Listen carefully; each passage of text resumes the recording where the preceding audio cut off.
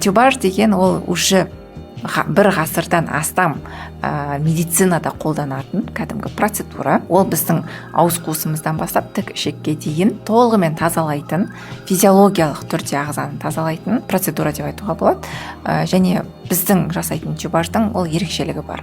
Басқа санаторияға қарағанда біз өте мягкий және де өте физиологичный түрде өткіземіз ол нәрсені, және барлық органды толық тазалауға қамтимыз. Мысалы бауырды, өт қабын, ұйқы безін, ішектерді, аш ішекті, тоқ ішегімізді, және тік ішек, осылардың барлығын толыққанды дұрыс шайып шығуға арналған процедура.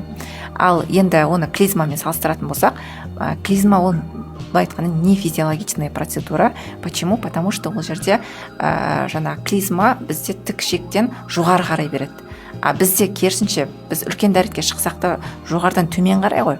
Вот тура сол физиологиялық процестерді біз тюбаж процедурасына сақтаймыз.